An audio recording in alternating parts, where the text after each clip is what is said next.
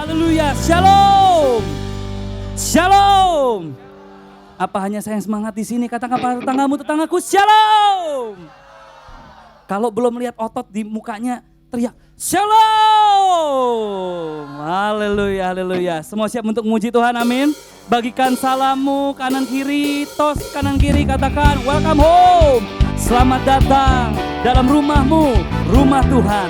Haleluya. Oh, kami bersyukur Tuhan untuk hari ini, hari yang kau beri, hari yang indah. Haleluya. Oh yes Lord, thank you Jesus. Katakan, haleluya, ku memujimu Tuhan, karena kasih-Mu tak berkesudahan. Biar yang bernafas memuji Sang Raja, di atas gunung dan di dalam samudra. Katakan, tanganku ku angkat padamu, mensyukuri rahmat yang oh, kakiku melompat bagimu, lompat bagimu, sebab rahmat-Mu baru setiap pagi. Oh haleluya, haleluya, ku memujimu Tuhan, karena kasih-Mu tak berkesudahan. Biar yang bernafas memuji Sang Raja, oh di atas gunung dan di dalam samudra. Oh yes Lord, tanganku ku angkat padamu, mensyukuri rahmat yang kau beri. Oh kakiku melompat bagimu, sebab rahmat-Mu baru setiap pagi. Oh mari katakan, bersyukurlah kepada Tuhan, sebab Ia baik, sebab Ia baik. Bahwasanya untuk selamanya, kasih setianya, kasih setianya. Na na na na na na, na na na na na, na na na na na na na, na na na na na na, na na na na na, na na na na. Oh haleluya, haleluya, ku memujimu Tuhan, karena kasih-Mu oh sungguh tak berkesudahan. Biar yang bernafas memuji Sang Raja, di atas gunung dan di dalam. Oh angkat tanganmu, tanganku ku angkat padamu, mensyukuri rahmat yang kau beri. Oh kaki kami Tuhan, oh melompat memuji nama-Mu baru setiap pagi. Oh bersyukurlah kepada Tuhan, sebab Ia baik, sebab Ia baik. Bahwasanya untuk selamanya, kasih setianya. Oh katakan bersyukurlah. Come on, sing it out. Oh isn't He good? Isn't He great? Isn't He faithful? Come on. Bahwasanya untuk selamanya, kasih setianya. Lihat kepada satu orang saudara, katakan bersyukurlah, bersyukurlah kepada Tuhan. Oh sebab Ia baik, sebab Ia baik. Yes Lord. Bahwasanya untuk selamanya, kasih setianya. Oh sing it out if you believe it. Bersyukurlah kepada Tuhan. Oh sebab Ia baik, oh sebab Ia baik. Oh yes Lord, kasih setianya, kasih setianya. Na na na na na, na na na na na, na na na na na na, na na na na. Yes Lord, na na na na. Sorak-sorai bagi Tuhan. Haleluya, haleluya. Sungguh kami bersyukur Tuhan, Kau telah pilih kami Tuhan. Kau telah membuktikan kasih-Mu kepada kami, untuk kami menjadi terang bagi yang lain. Haleluya. Katakan pada tetanggamu saudaraku, tetanggaku, engkau diciptakan untuk menjadi terang bagi dunia ini. Yang siap untuk menjadi terang, katakan amin. Oh haleluya. Come on. Katakan, Kau telah membuktikan kasih-Mu padaku. Kau yang mengubahkan hidupku yang dulu. Sekarang ku berlomba membawa kasih-Mu di dalam dunia, membawa mereka menyembah-Mu, meninggikan-Mu, Allah yang berkuasa. Hidupku pun memuji-Mu, membesarkan-Mu, segenap hatiku bersinar bagi-Mu. Come on. Yang siap bersinar bagi Tuhan, sorakan, saya orangnya Tuhan.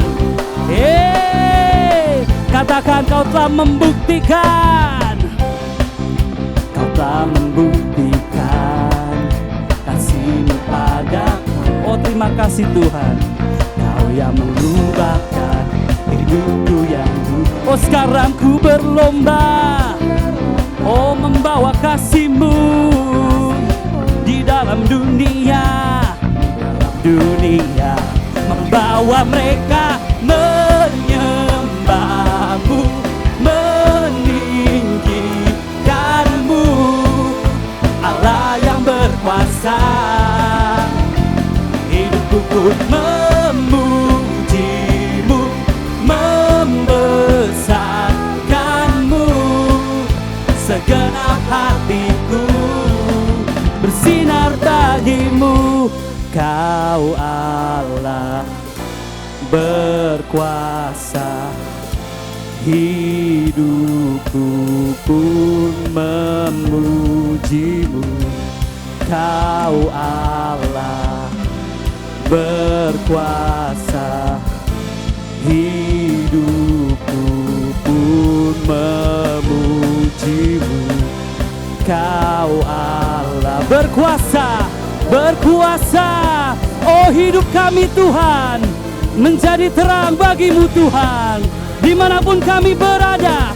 Oh, kami tahu kami tak perlu takut karena Kau beserta kami.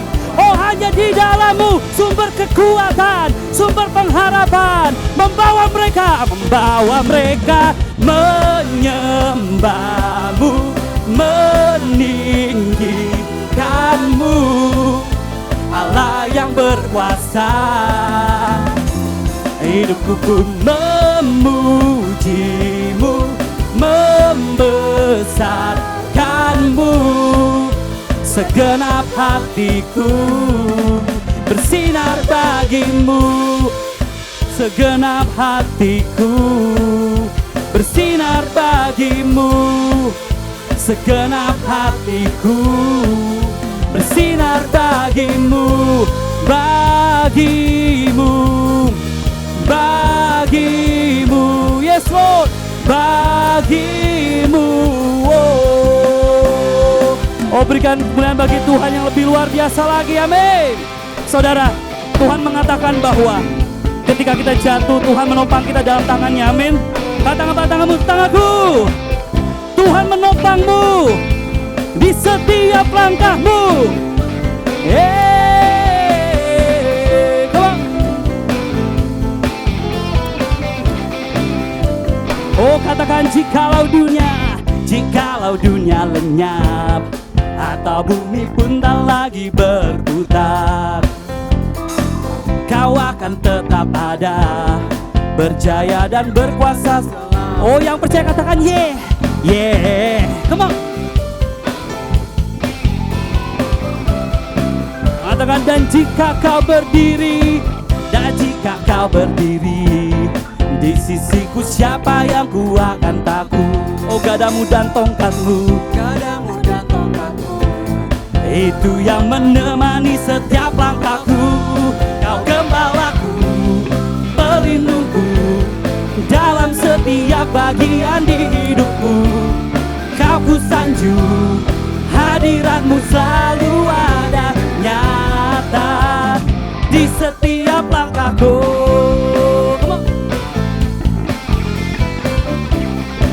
Yang percaya percaya katakan, jikalau dunia lenyap atau bumi pun tak lagi berputar, Kau akan tetap ada, berjaya dan berkuasa selalu. Yang percaya sorakan? Hey, come on.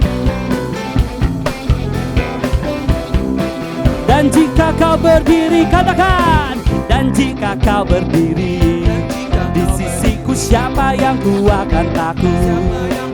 Oh yes Lord, gadamu dan tongkatmu itu yang menemani setiap langkahku. Kau gembalaku, pelindungku dalam setiap bagian di hidupku. Kau ku sanjung, hadiratmu selalu ada nyata. Katakan, kau gembalaku, pelindungku dalam setiap bagian di hidupku. Kau ku sanjung, hadiratmu selalu ada nyata. Di setiap langkah, di setiap langkah, di setiap langkah, di setiap langkah, di setiap langkah, di setiap langkah, di setiap langkah, di setiap langkahku. Haleluya. Oh, katakan yang percaya, katakan, Kau gembalaku. Come on. Pelindungku dalam setiap bagian di hidupku. Yes Lord. Kau ku sanjung, Inilah pernyataan iman kami Tuhan. selalu ada. Oh, one more time sing it out. Kau gembalaku. Pelindungku Oh, dalam setiap bagian. setiap bagian di Yes Lord. You hold the world in your hands, and you hold our lives in your hands also. selalu ada. Oh, kau gembalaku, gembalaku, pelindungku dalam setiap bagian di hidupku. Kau ku sanjung, hadiratmu selalu ada. Are you ready? Di setiap langkah, oh come on, di setiap langkahku. Oh come on, di setiap langkah, di setiap langkah, di setiap langkahku. Oh biarlah Tuhan, dalam setiap langkah kami Tuhan, kami memuji mengagungkan nama-Mu, karena kami tahu Tuhan kami siapa Tuhan. So we praise you. Hanya Engkau juru selamatku, Tuhan Kau setia padaku. Yang ku pegang hanya janji-Mu, ku percayakan hidupku. Ku sembah Kau Allahku, Bapa dan sahabatku. Engkau yang pedulikan seluruh hidupku. Walau lewati lembah, aku tak ditinggalkan. Yesus kekuatan di hidupku. Oh yes Lord. Katakan, hanya Engkau, hanya Engkau juru selamatku. Tuhan Kau setia padaku. Oh ku yakini,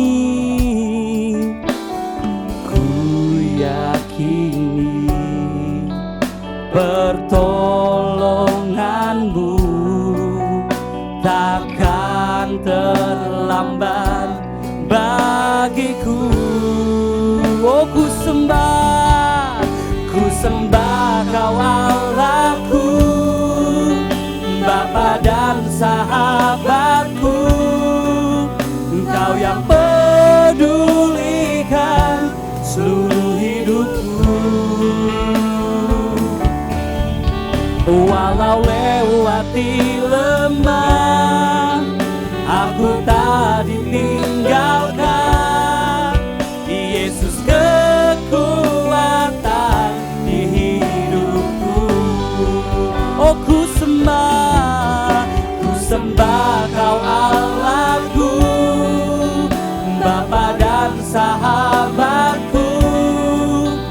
Engkau yang pedulikan seluruh hidupku. Walau lewati lembah, aku tak ditinggalkan. Yesus kekuatan di hidupku. Katakan Yesus kekuatan, Yesus kekuatan di hidupku. Oh, Yesus kekuatan di hidupku. Oh, haleluya. I just wanna speak the name of Jesus over every heart and every mind. 'Cause I know there is peace within your presence. I speak Jesus.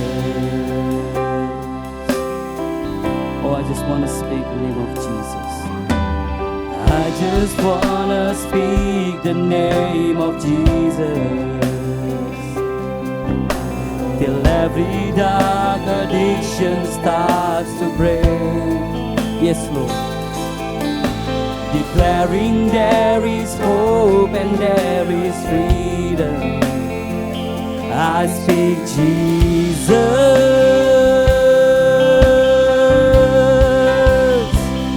Your name is power. Your name is healing.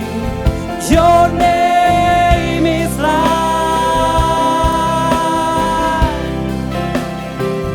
Break every stronghold. Shine through the shadows. Burn like a fire.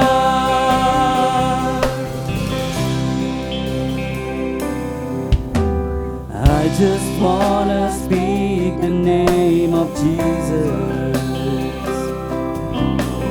over fear and all anxiety. To every soul held captive by depression, I speak Jesus. 'Cause your name is power.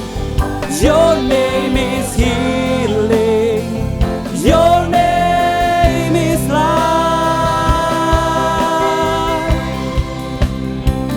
Break every stronghold.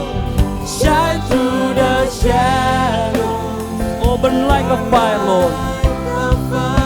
Oh, your name is power. Your name is power. Your name is healing. Your name is life. Break every stronghold. Shine through the shadows. Burn like a fire. Mari sekali lagi kita nyatakan, your name is power. Your name is power. Your name is healing. There is power in your name. Ada kuasa di dalam nama Yesus. Ada kuasa di dalam namanya. Break every stronghold. Shine through The shadows burn like a fire. Sekali lagi mari nyatakan, your name is power. Your name is power. Your name is Healing. We declare right now. Your name is Namamu adalah kehidupan bagi kami Tuhan. Jesus. break every stronghold. Shine through the shadows. Through the shadows. Let your name burn like a fire. Burn like The fire. Once again, your name is power. Your name is power. Your name is Power because there is name. Your name is healing. Tiada nama selain nama Yesus. Your name is Nama yang menyembuhkan, nama yang memulihkan, nama yang membangkitkan. every stronghold. kami nyatakan nama di atas segala nama. The shadows burn like a fire. Let your name burn like a fire. Burn like a fire. Burn like a fire. There is no other name but the name of Jesus. Tiada nama selain nama Yesus. Kami nyatakan nama di atas segala nama. Nama yang membebaskan, nama yang melepaskan, nama yang menyembuhkan. Nama yang Tuhan telah berikan di atas kolong langit ini Tuhan. Nama yang berkuasa. Nama Engkau Tuhan, nama Yesus. Sekali lagi kami nyatakan Engkaulah nama yang berkuasa di atas segala sesuatunya Tuhan. There is power in the name of Jesus. Ada kuasa di dalam nama Yesus ya Bapak. Terima kasih. Dan nama Tuhan itu yang tertanam di dalam hati kami Tuhan. Dimateraikan di dalam roh kami. The name of Jesus. Sehingga kemanapun kami berada Tuhan, kami tahu kami membawa nama yang penuh dengan kemuliaan. Dan kami nyatakan tidak ada yang mustahil Bapa. Dalam nama Yesus Tuhan, urapi kami semua pada sore hari ini. Segarkan kami dengan kekuatan yang baru daripada Engkau, dengan iman, pengharapan. Dan kami nyatakan Tuhan tidak ada yang mustahil dalam Engkau. Kami percaya bahkan gunung sekalipun beranjak tunduk di hadapan Engkau Tuhan. Kami nyatakan Engkau Raja di atas segala Raja dan Tuhan di atas segala Tuhan. Di dalam nama Yesus kami telah berdoa dan mengucap syukur. Kita semua yang percaya diberkati Tuhan. Sama-sama kita katakan amin, amin dan amin. Haleluya, amin. Haleluya, silakan duduk saudara-saudara yang diberkati Tuhan. Ya, thank you Music Ministry. Wah, ini luar biasa. Ya, saya mau kasih lihat satu gambar sebelum kita masuk dalam pembahasan firman Tuhan pada sore hari ini. Kita mau lihat di sini. Nah, oke. Nanti kalau saudara perhatikan gambar ini, coba saudara renungkan 10, 20, 30, 40 detik gitu ya, jangan kelamaan. Ya, saudara benar-benar resapi. Nanti mungkin saudara merasa kita bukan yang big bro yang di belakang itu ya. Ataupun juga bukan yang lagi sedang motret skenario ini gitu ya. Tapi kita yang lagi mana saudara? Yang lagi apa? Yang lagi duduk gitu ya. Lagi diapain? Ditepuk-tepuk gitu belakangnya. Dan keluarnya apa saudara? Hah? Sosial media, hoek gitu ya. Keluarnya, muntahannya keluarnya itu semua gitu ya. Ada Twitter, ada WhatsApp, ada yang lain-lain lah di situ. Nanti Bapak Ibu bisa lihat. Sometimes kita perlu detox sosial media, setuju nggak? Ya, kita perlu detox namanya sosial media. Mungkin nggak tahu sekarang apa namanya sosial media yang paling menyita banyak waktu, mungkin kata sebagian besar orang bilang itu katanya TikTok katanya. Itu yang paling sebagian besar menyita waktu sekali gitu ya, karena lihat terus nggak akan ada habis-habisnya. Tapi kita tahu bahwa kita perlu big bro yang di belakang itu, yang nepuk-nepuk punggung kita. Amin. Ya, we need the Bible, kita perlu Alkitab. Bahkan kalau saudara lihat kalau smartphone saudara itu ada cleanernya, benar nggak sih? Kalau udah penuh, kelamaan dilihat, ada time-nya ya, harus mungkin udah 7 giga, udah 10 giga gitu. Karena semua yang kita lihat pakai kuota itu semuanya ketampung ternyata di time itu. Sampai kita hapus semua time itu, bener gak? Ya kadang-kadang kita lihat banyak hal juga dalam kehidupan kita. Mungkin kita semua di sini gak ada yang lihat yang aneh-aneh deh. Ya saya percaya semua di sini lihatnya pasti yang murni, yang kudus, yang sedap dipandang, yang enak didengar gitu ya. Seperti yang Alkitab katakan ya. Gak ada lihat yang aneh-aneh, amin.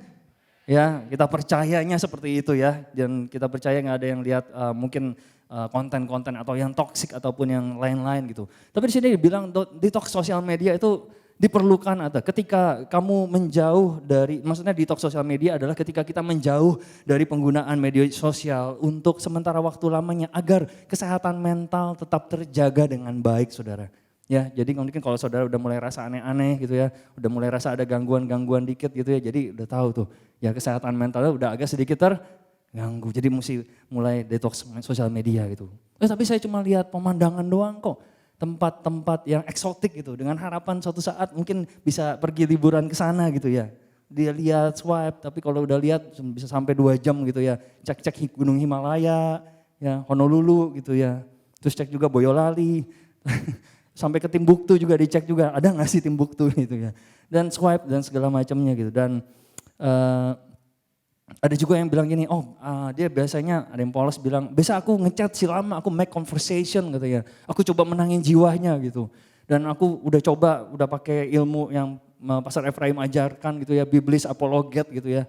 Bukan iblis, tapi ilmu untuk mempertahankan kebenaran Alkitab, tapi nggak tembus-tembus sampai berjam-jam. Lalu kita tanya, kamu emang conversation ini sama siapa sih, chat sama siapa? itu loh sama chat GPT katanya. Ya terang aja nggak masuk-masuk gitu ya.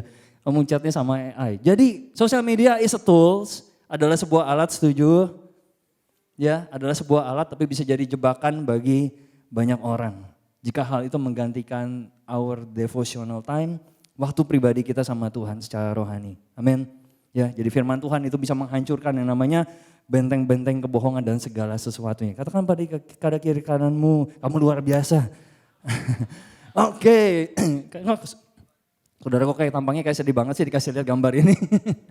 Langsung merenung gitu ya. Oke, ini yang menjadi pembahasan kita pada hari ini. Saya ingin bicara mengenai soal iman, yaitu substance and evidence, yaitu dasar dan bukti. Karena kita tahu yang namanya orang Kristen, kita semua di sini sebagai orang Kristen, amin. Ya, kita bukan hanya datang ataupun bukan hanya masuk ke dalam kerajaan Allah dengan iman, tetapi Alkitab mengatakan bahwa kita itu hidup oleh iman. Ya, kita mengatakan bahwa orang benar itu hidup oleh imannya, saudara. Jadi artinya semua bagian daripada kehidupan kita itu harus berpusat, harus berputar di dalam dan melalui iman di dalam Kristus. Pahami ya? Jadi semua perkataan kita, semua tindakan kita, semua perbuatan kita, bahkan respon kita, keputusan yang kita mau ambil, cara kita memandang, semuanya itu harus berpusat dan berputarnya pada iman di dalam Kristus yang memberikan kehidupan kepada kita. Karena kalau kehidupan kita tidak berpusat atau senternya tidak pada iman dalam Kristus, maka semuanya itu nanti bisa jadi sia-sia. Karena Alkitab mengatakan bahwa tanpa iman tidak mungkin seorang itu berkenan kepada Allahnya. Jadi coba bayangkan, jadi semua kehidupan kita itu harus berputarnya di dalam iman. Kita lagi ngobrol, kita lagi mengucapkan hal-hal juga segala sesuatu itu harus ada iman di situ. Karena kalau tidak ada iman sekali lagi tidak berkenan. Jadi di luar itu, di luar iman, artinya kehidupan kita nggak memiliki dampak atau signifikansi kekekalan. Karena hal itu hanya bersifatnya jasmani itu maksudnya. Ya, dan itu tidak diperhitungkan sebagai kebenaran. Paham ya? Kita mengatakan bahwa oleh iman Abraham diperhitungkan sebagai kebenaran. Jadi ada hal yang Tuhan count, ada hal yang Tuhan hitung daripada kita. Sehingga Tuhan bisa melihat itu sebagai sebuah kebenaran. Ya, jadi saya ingin bahas pada sore hari ini supaya kita sepenuhnya bisa memahami dimensi daripada faith itu sendiri, dimensi daripada iman itu sendiri. Dari sesuatu yang kadang-kala kita bicara soal iman gitu ya. Iman itu apa? Konsep iman itu seperti apa? Dan bagaimana kita bisa memahami konsep ini dari perspektifnya Alkitab dan menariknya, mengintegrasikannya dalam kehidupan kita sehari-hari, saudara. Supaya kita bisa melihat buah dan hasil dari iman kita semua, amin. Karena iman itu pasti akan menghasilkan sesuatu. Katakan sama-sama saya, iman itu menghasilkan sesuatu. Pasti, benar gak saudaraku? Iman itu pasti menghasilkan sesuatu. Iman, faith brings result. Karena kalau gak menghasilkan sesuatu itu berarti bukan iman. Kalau nggak menghasilkan sesuatu berarti itu belum namanya iman. Tetapi kalau yang namanya iman itu pasti selalu menghasilkan sesuatu. Karena itu bekerja untuk mendatangkan kebaikan. Seturut dengan rencana kehendak Tuhan. Amin. Tuhan punya rencana dalam kehidupan kita. Tuhan punya rencana, punya kehendak dalam kehidupan kita semua. Dan bicara mengenai iman, kita mau buka sama-sama dalam kitab Ibrani 11 ayat 1 sampai dengan ayat yang kedua. Ibrani 11 ayat 1 sampai ayat 2, ini ayat yang sudah sering kali juga kita dengar atau kita baca. Tapi kita mau baca sama-sama Ibrani 11 ayat 1 sampai dengan ayat yang kedua. Thank you. 2, 3 ayat yang pertama. Iman adalah dasar dari segala sesuatu yang kita harapkan dan bukti dari segala sesuatu yang tidak kita lihat. Ayat yang kedua. Sebab oleh imanlah kesaksian kepada nenek moyang kita. Kita baca lagi ayat yang pertama. Iman adalah dasar dari segala sesuatu yang kita harapkan dan bukti dari segala sesuatu yang tidak kita lihat. Jadi di sini saudara bisa pahami, kita memperoleh definisi iman yang totally benar-benar berlawan dengan logika alami manusia. Karena ketika orang dunia mengatakan atau orang nggak percaya, kadang mendeskripsikan iman sebagai sesuatu yang tidak ada wujudnya gitu. Apa sih itu iman? Barang apa itu? Benda apa sih itu? Jadi orang mengatakan bahwa iman itu semu, iman itu nggak nyata. Bahkan ada yang mengatakan iman itu cuma gagasan yang ada dalam pikiran atau ide manusia. Bahkan mengatakan iman itu cuma khayalan doang. Ya, yang diada-adakan untuk mengisi kekosongan hati manusia akan akan kerinduannya akan Allah. Jadi orang dunia akan memandang iman itu sebagai sesuatu yang ngayal. Iman sebagai sesuatu yang tidak nyata. Bahkan iman bisa dikatakan sebagai cemoohan atau kegelian bagi dunia. Benar gak saudaraku? Ditertawakan oleh dunia. Dan mereka kemudian menyimpulkan, ya dunia bisa menyimpulkan dan memberikan klaim bahwa iman adalah believing without evidence, yaitu kepercayaan tanpa bukti. Tapi kalau kita lihat sekali lagi di si penulis Ibrani 11 ini, si penulis kitab Ibrani ini, dia mendefinisikan iman dengan dua kata yang sangat penting. Kalau saudara lihat di situ, yaitu iman adalah dasar dan iman adalah bukti. Jadi ada dua hal yang ditekankan di sini. Dari si penulis Ibrani mengatakan iman itu dasar, iman itu bukti, substance and evidence. Jadi bukan mendefinisikan iman itu sebagai sesuatu yang yang enggak nyata atau sesuatu yang halu atau semu. Tapi penulis Ibrani mengatakan bahwa iman itu punya dasar, saudara. Iman itu punya substansi, iman itu konkret, iman itu nyata, dan iman itu benar-benar bisa bekerja, saudaraku, dalam kehidupan kita semua. Bukan sesuatu yang sifatnya bisa terjadi atau tidak terjadi. Iman itu sesuatu yang pasti untuk orang percaya. Amin. Ya, jadi itu bukan sesuatu yang sifatnya tidak jelas barang apa itu dan segala sesuatunya. Seperti cara dunia melihat, iman itu adalah kepercayaan tanpa faith is just trust without evidence, kepercayaan tanpa bukti. Tapi penulis Ibrani itu sendiri menjelaskan, iman itu sendiri adalah evidence. Iman itu sendiri adalah buktinya. Dan bagaimana iman itu bisa jadi bukti, saudara? Gimana yang namanya iman itu bisa jadi dasar, bisa jadi bukti buat kita semua. Nah, kita tahu Alkitab itu bisa mendeskripsikan atau bisa menjelaskan iman dengan cara yang sangat berbeda dari apa yang dunia bisa definisikan tentang iman, saudaraku. Dan kita mendapatkan definisi iman ini lewat Alkitab. Amin. Kita memperoleh definisi iman itu dari buku ini, saudaraku. Dan kita tahu what is faith, apa itu iman. Jadi iman itu bukan hanya sekedar percaya bahwa Tuhan itu ada. Karena semua orang percaya Tuhan itu ada, benar gak, saudaraku? Ya, bukan hanya sekedar percaya bahwa Tuhan itu eksis. Itu bukan iman, saudaraku. Hanya percaya Tuhan itu ada itu bukan iman. Karena Alkitab bilang apa, saudaraku? Bahkan setan pun percaya dan mereka bergetar, dan itu bukan iman. Kita buka dalam Yakobus 2 ayat 19. Yakobus 2 ayat 19. Sudah? Yakobus 2 ayat 19, kita baca sama-sama. 2, 3. Engkau percaya bahwa hanya ada satu Allah saja, itu baik. Tetapi setan-setan pun juga percaya akan hal itu dan mereka gemetar. Jadi bayangkan sekali lagi, Yakobus mengatakan bahwa engkau percaya bahwa hanya ada satu Allah saja, itu baik. Tetapi setan-setan juga percaya hanya ada satu Allah saja, bahkan lebih spesifik lagi, hanya ada satu Allah, memang benar. Setan juga percaya bahkan dengan satu Allah aja, one true God. Tapi bilang mereka percaya akan hal itu dan mereka bergemetar, tapi itu bukan iman, saudara. Jadi percaya aja itu bukan iman. Jadi iman yang alkitabiah, iman yang dideskripsikan oleh Alkitab kepada kita adalah sebuah trust. Artinya kepercayaan. Bahasa Inggrisnya trust ya, trust. Nanti kita akan jelaskan mengenai kata trust ini. Karena ada perbedaan antara kata believing sama trust. Kalau believing bahasa Indonesianya adalah percaya. Kalau trust bahasa Indonesianya juga adalah percaya. Jadi ada keterbatasan dalam menjelaskan makna.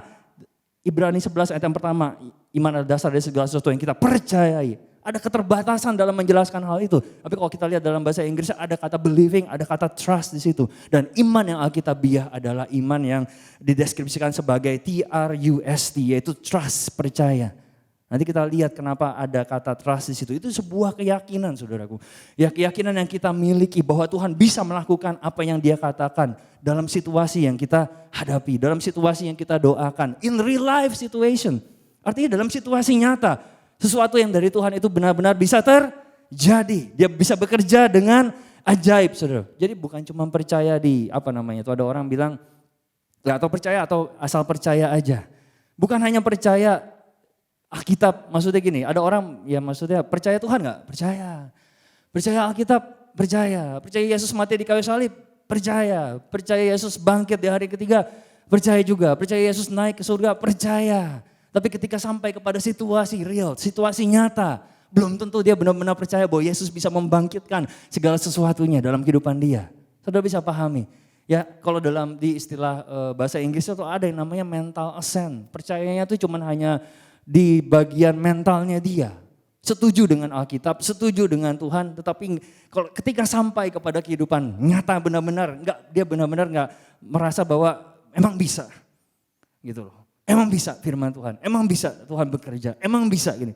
Percaya sih percaya. Oleh sebab itu makanya banyak orang mungkin orang Kristen juga termasuk kita semua mungkin dalam ruangan ini kita bisa ke gereja, benar, kita bisa ibadah, kita bisa dengarkan firman dan segala sesuatunya, we believe, kita percaya, kita mengatakan, tapi ketika sampai pada situasi yang nyata yang kita dihadapkan, nah baru kalau misalkan kita benar-benar bisa berdiri, that's an evidence, baru itulah kita, iman kita itu sebagai bukti saudaraku. Jadi ada orang yang memang menerimanya cuma sebagai gagasan ya, yang tadi saya katakan, ya percaya Tuhan ada, ya percaya Yesus mati di kayu salib, tapi ketika sampai situasi nyata, hal-hal tersebut tidak berlaku di atas hidupnya. Nah contoh di dalam Alkitab ini Thomas sih peragu. Ya tahu ya mengenai Thomas ya. Ini ada hal yang lucu, kita lihat di dalam Yohanes 20 ayat 25. Thomasnya ragu, dia gak percaya Yesus telah bangkit dari kematian. Ya Yohanes 20 ayat 25, ini Thomas bilang kayak gini. Aku akan mulai percaya, saya akan percaya. Thomas bilang, saya akan mulai percaya. Waktu apa? Waktu saya lihat lubang bekas paku di tangannya Yesus. Dan waktu apa? Waktu aku mulai mencucukkan jariku ke dalam lubang tersebut dan menaruh tanganku di lubang di perutnya, dan barulah di situ saya akan mulai percaya. Jadi bayangkan Thomas ini ngasih kondisi, benar gak? Dia akan percaya kalau ini, satu dia lihat, dua kalau dia cucukkan tangannya, tiga kalau dia masukin tangannya ke mana? Ke lambung bekas luka Yesus. Bayangkan kalau sampai hal itu terjadi saudaraku. Terjadi gak? Dicucukkan gak tangannya, jarinya? Dimasukin gak? Coba kita lihat ya, Yohanes 20 ayat 25, yuk kita baca sama-sama. Yohanes 20 ayat 25. Maka kata murid-murid yang lain itu kepadanya, kami telah melihat Tuhan. Tetapi Thomas berkata kepada mereka, ini yang tadi, sebelum aku melihat bekas paku pada tangannya, dan sebelum aku mencucukkan jariku ke dalam bekas paku itu, dan mencucukkan tanganku ke dalam lambungnya, sekali-sekali aku tidak akan percaya. Lalu komen Yesus apa di ayat yang ke-27, ayat 27. Kita baca yuk, 23. Kemudian ia berkata kepada Thomas, taruhlah jarimu di sini dan lihatlah tanganku, ulurkanlah tanganmu dan cucukkan ke dalam lambungku, dan jangan engkau tidak percaya lagi melainkan percayalah. Ayat 28, Thomas menjawab, dia apa?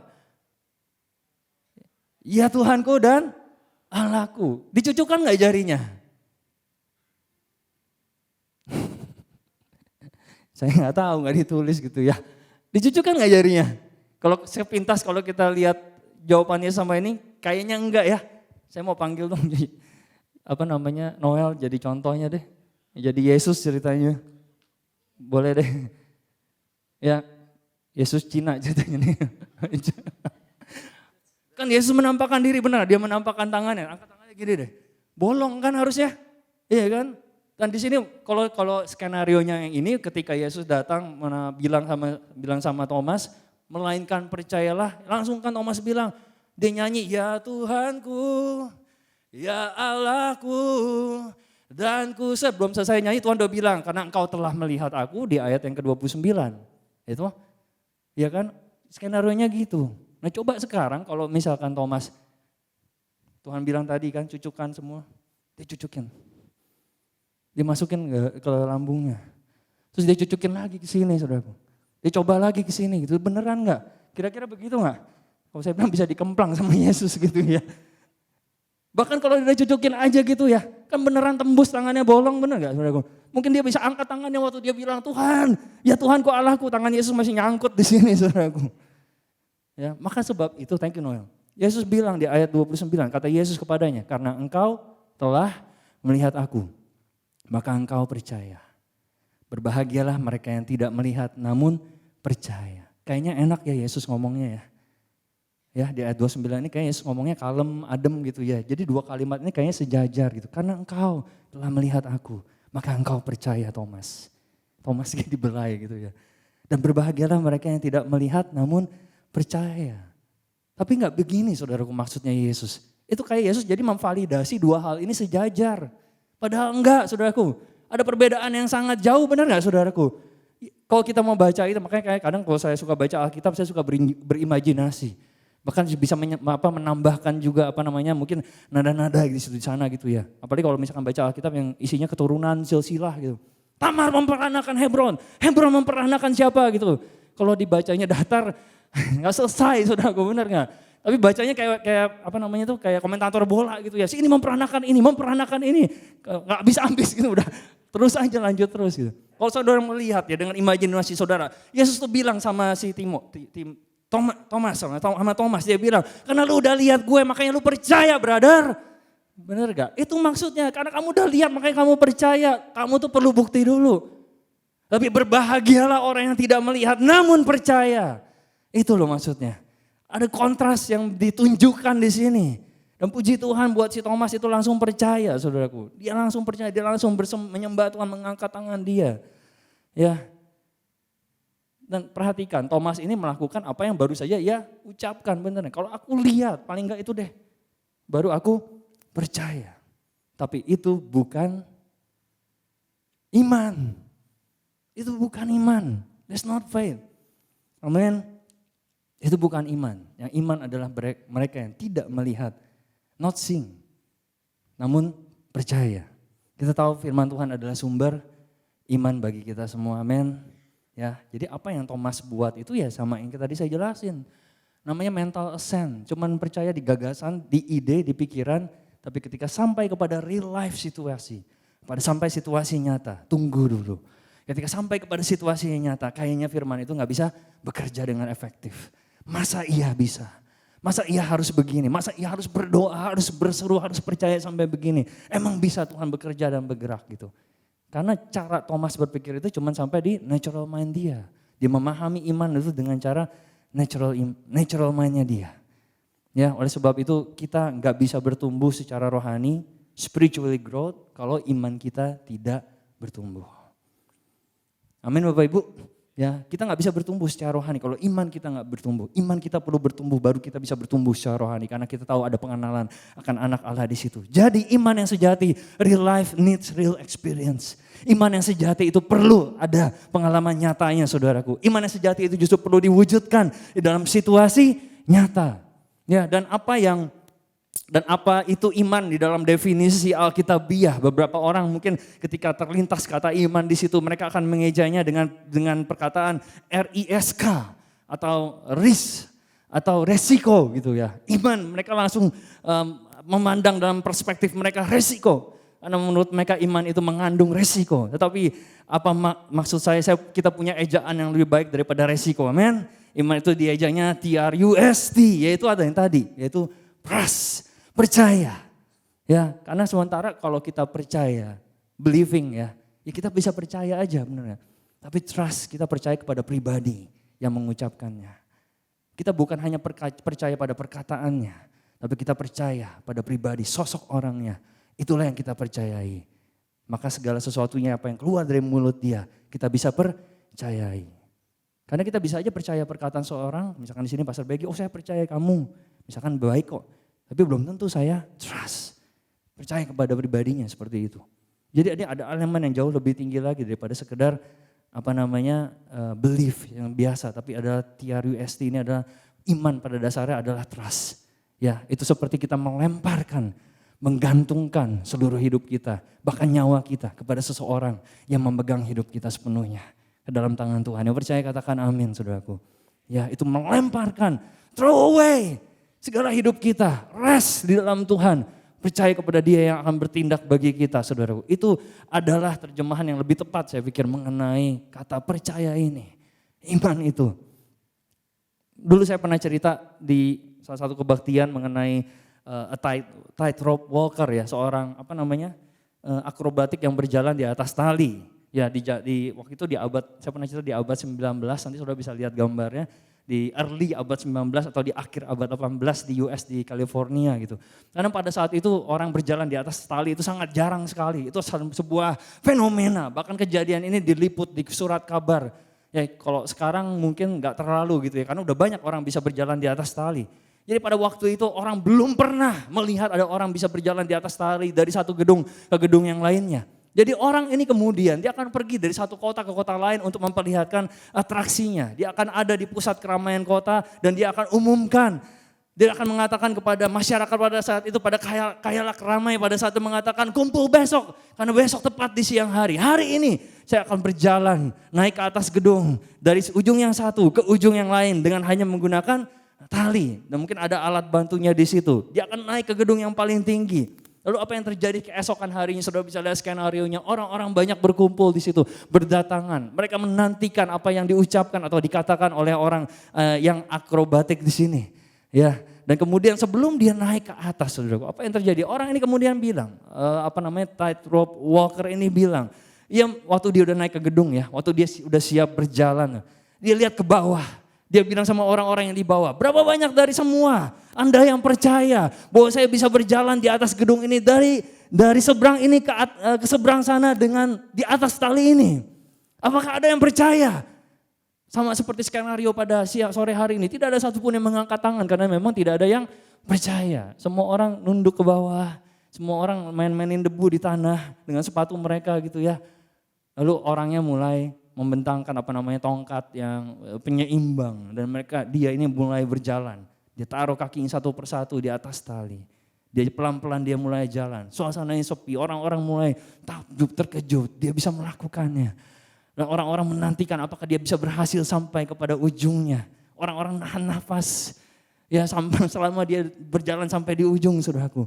Dan pada akhirnya dia benar-benar bisa sampai ke ujung gedungnya. Lalu apa yang terjadi? Euforia. Orang-orang bersorak-sorai, orang-orang bertepuk tangan. Luar biasa, ini sebuah fenomena. Dan banyak juga ada pers juga kemudian yang meliput situasi akrobatik tersebut. Udah sampai di seberang, saudaraku. Dengan segala sesuatunya, orang udah percaya dong, ya kan? Udah sampai di seberang. Nah, sekarang akrobatiknya bilang dia teriak ke bawah. Sekarang berapa banyak dari Anda semua yang percaya bahwa saya dapat menyeberang di atas tali? Otomatis semua tangan terangkat, benar enggak? Karena mereka telah melihat. Karena inilah cara dunia meyakini, saudara, benar enggak? Melihat berarti percaya. Seeing is believing. Melihat buktinya dulu baru bisa percaya, semua angkat tangan. Tapi berapa banyak dari kepada kita semua yang tahu dalam ruangan ini bahwa dalam kerajaan Allah justru yang berlaku sebaliknya. Percaya berarti melihat. Believing is seeing.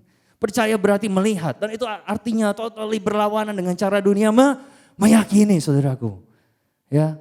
Lalu apa yang terjadi ketika orang-orang mengangkat tangannya semua percaya. Lalu kemudian seorang akrobatik ini pengen uji iman mereka. Karena gimana pun saudaraku, karena iman bukan hanya apa yang kita ucapkan. Tetapi iman juga adalah apa yang kita bertindak berdasarkan yang kita percayai. Dia bilang, kalau begitu karena engkau percaya semua, apakah saya minta satu sukarelawan naik ke atas gedung ini, naik di atas bahu saya, kita akan berjalan dari gedung ini ke gedung seberang, jalan di atas tali. Siapa yang mau? Semua tangan terturun semua. Semua lihat ke bawah, mainin debu pakai sepatunya.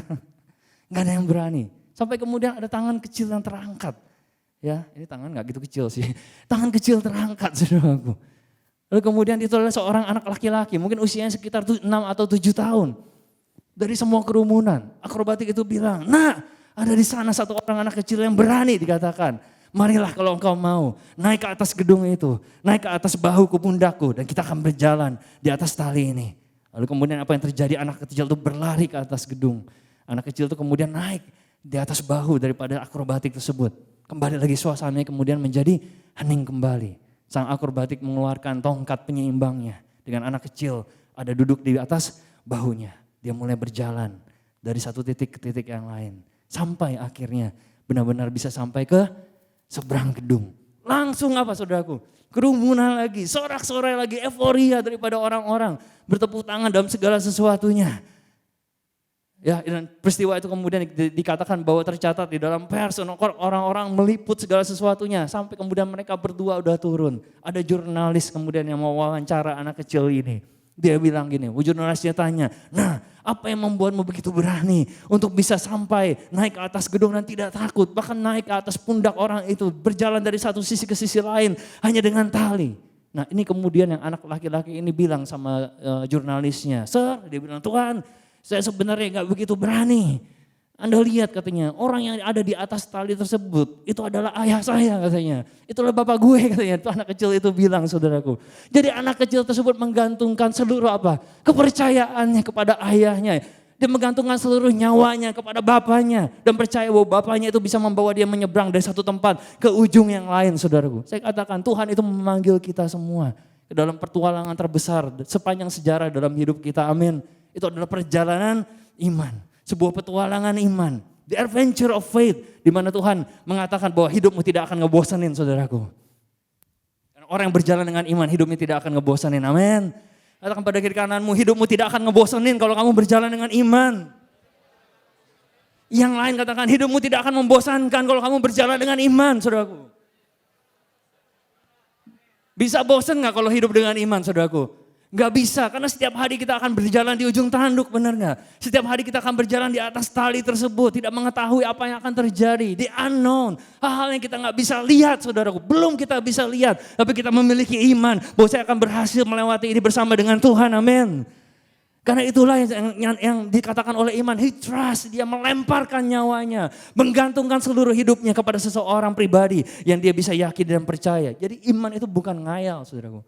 Iman itu bukan abstrak, kepercayaan abstrak akan keyakinan yang abstrak, pada hal yang abstrak juga enggak. Iman itu jelas ada sesuatu yang dituju, menyeberang melewati tali tersebut. Dan iman itu tahu dia berjalan dengan siapa. Iman itu tahu kita berjalan dengan siapa, amin. Iman adalah trust, bukan hanya percaya di dalam pikiran yang kita bisa katakan, oh saya percaya. Amin saudaraku ya. Jadi ini adalah sesuatu yang mungkin kita bisa belajar untuk kita bisa aplikasikan juga dalam kehidupan kita. Jadi kita mau iman yang nyata dalam kehidupan kita. Kita bukan hanya sekedar iman yang ngambang. Kata orang seperti ini. Atau kata Alkitab seperti ini. Tapi saya benar-benar mengalami apa yang Alkitab katakan mengenai iman tersebut. Karena Tuhan itu setia. Dan dia tidak pernah berbohong akan janji yang diucapkan kepada kita. Amin. Jadi ini ada formulanya. Saudara tahu kita diajarkan seringkali. Formula iman itu apa? Iman datangnya dari mana? Yes, dari pendengaran. Dan pendengaran akan firman Kristus. Jadi ini formulanya, kita harus dengar firman Tuhan. Dan setelah kita dengar, kita percaya firman Tuhan. Kenapa? Karena kita trust, kita menaruh percaya pada Allah yang mempunyai firman.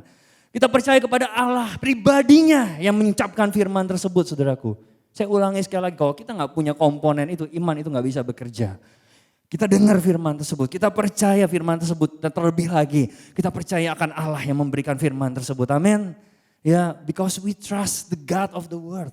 Kita percaya Allah yang mempunyai firman tersebut. Kita percaya Allah yang dibalik daripada firman tersebut, saudaraku. Kita percaya pada pribadi yang mengucapkan firman tersebut. Jadi saudara, saya dan saudara gak percaya hanya karena seseorang mengatakannya. Kita gak percaya hanya karena seseorang mengatakannya. Kita mempercayainya karena Tuhan mengatakannya. Dan saya mempercayainya karena saya percaya kepada Tuhan yang mempunyai firman tersebut. Amin. Ya, dan sekali lagi ini bagaimana kita menarik iman tersebut dalam suatu konsep yang kita bisa integrasikan dalam kehidupan kita. Dan ilustrasi maksudnya karena iman di Ibrani 11 dikatakan dasar dan bukti. Sekali lagi dasar dan bukti, tapi saya coba pahami bagaimana cara mengilustrasikan iman dengan cara yang mudah dipahami saudaraku. Saudara tahu cek gak? Cek ya, kalau saudara yang hidup di abad 19 saudara tahu apa itu cek gitu ya. Tahu gak cek saudaraku? Ya. Zaman sekarang udah jarang, bener nggak ada cek, mungkin seperti giro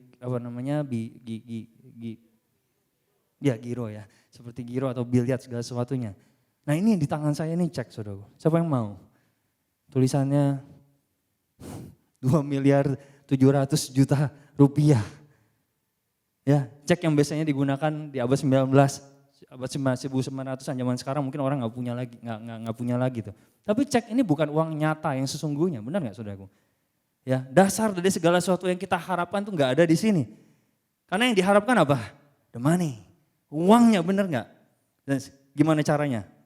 Saudara dapatkan cek tersebut, bawa itu ke bank, cash in. Saudara dapat uangnya, benar nggak saudaraku? Itu yang dijanjikan. Jadi untuk apa sih cek ini? Jadi cek ini seperti bukti fisik saudaraku.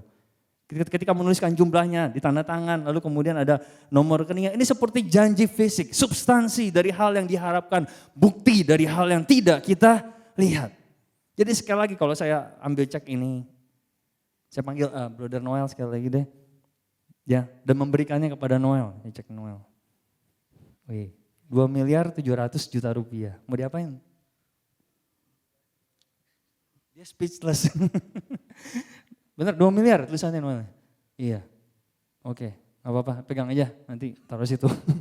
So, jadi cek yang sudah diberikan kepada Noel, saudaraku. Dia punya pegangan, saudara, benar gak? Akan angka yang tertulis di dalamnya. Ya, dia punya janji fisiknya, dia punya bukti dari apa yang belum dia bisa lihat. Uangnya dia belum bisa lihat, tapi saudara perhatikan, ada langkah yang harus Pastor Noel ini lakukan, benar gak saudaraku? Sebelum dia bisa memperoleh apa yang dijanjikan, dia harus bawa cek itu kemana? Come to the bank.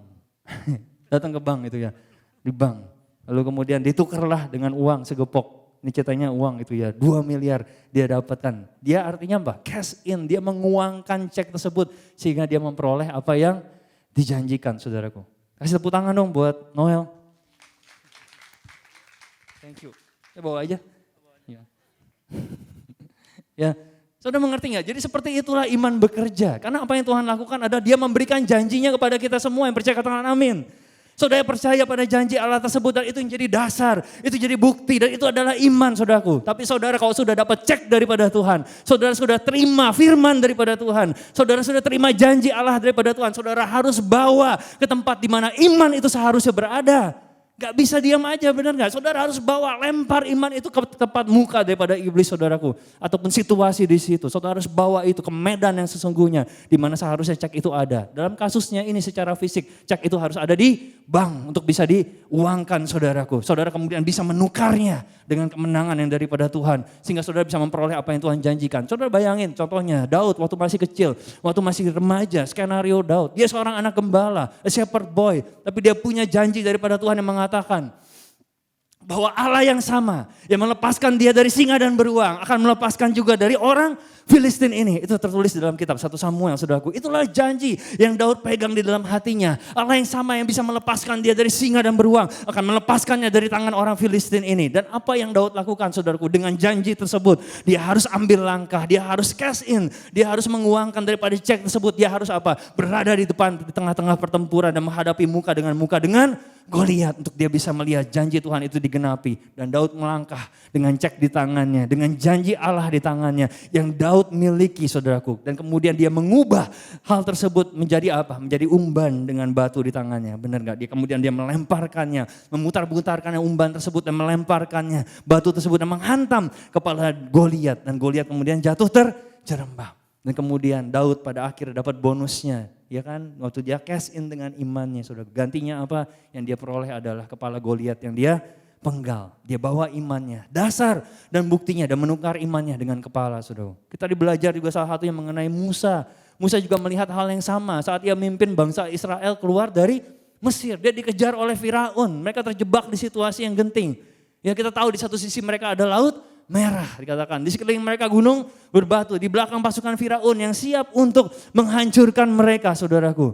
Dan orang-orang Israel kemudian berseru-seru kepada Tuhan. Kita lihat di dalam Keluaran. Ini ayat yang 15 dikatakan berfirman Tuhan kepada Musa.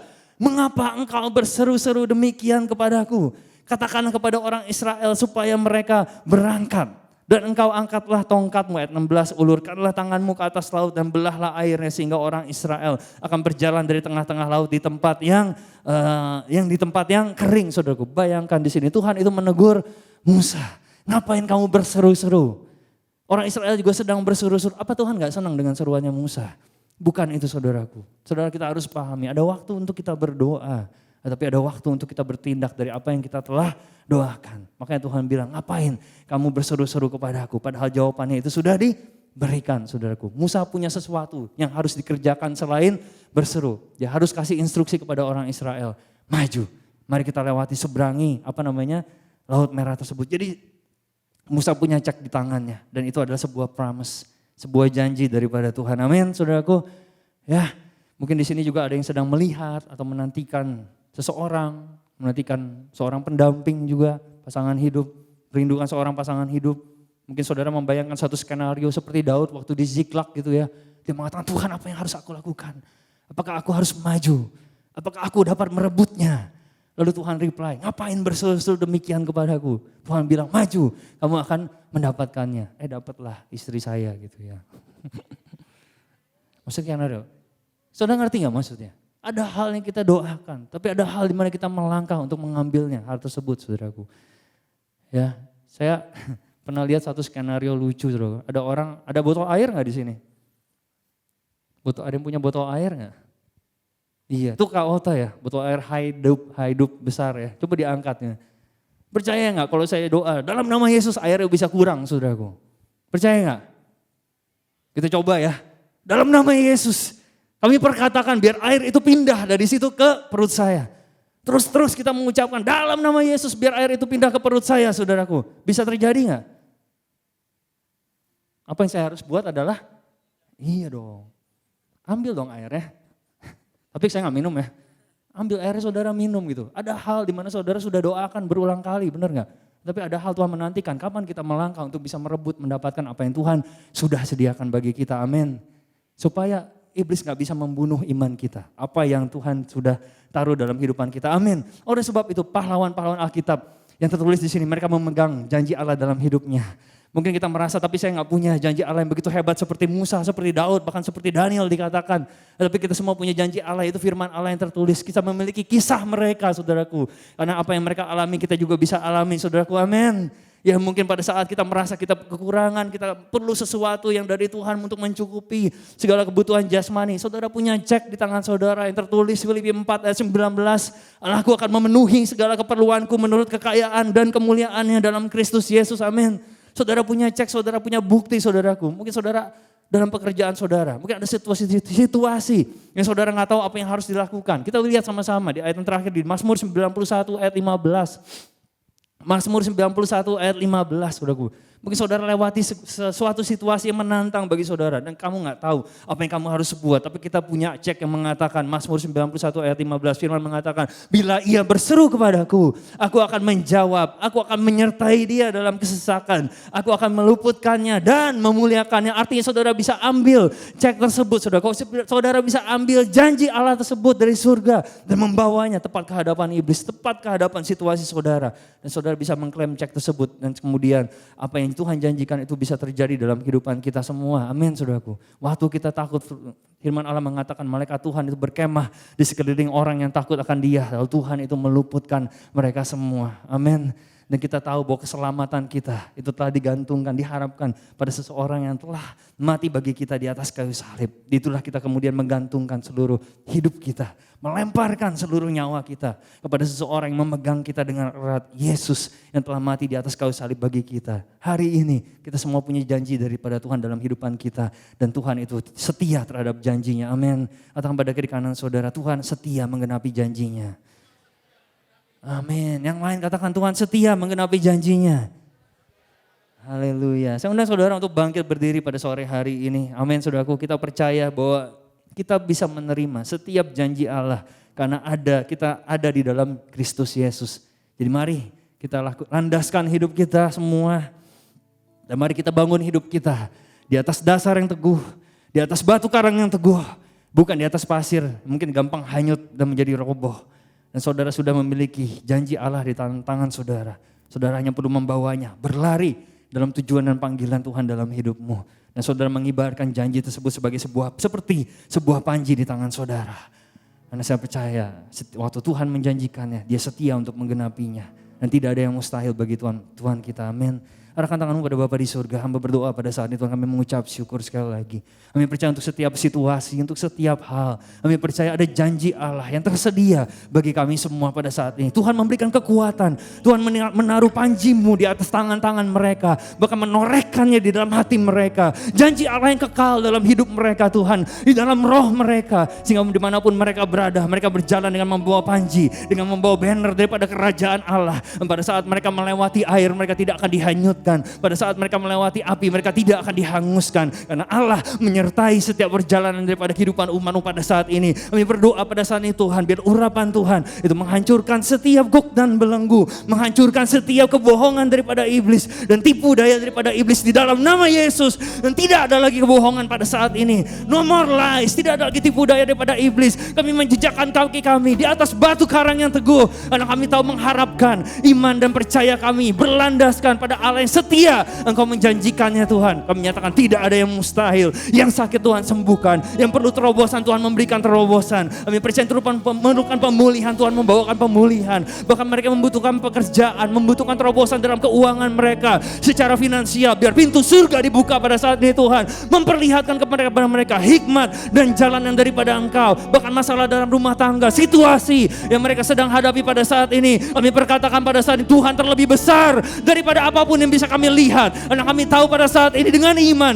kami menerima mujizat Tuhan, kami menerima terobosan, kami menerima jawaban yang daripada Engkau. Di dalam nama Yesus kami berdoa, kami mengucap syukur Tuhan. Bapak terima kasih sekali lagi, terima kasih Tuhan buat janji-Mu yang setia kekal dalam kehidupan kami semua. Di dalam nama Yesus Tuhan, Kau meteraikan kami dengan Roh Kudus-Mu, dan meteraikan kami dengan firman-Mu pada sore hari ini.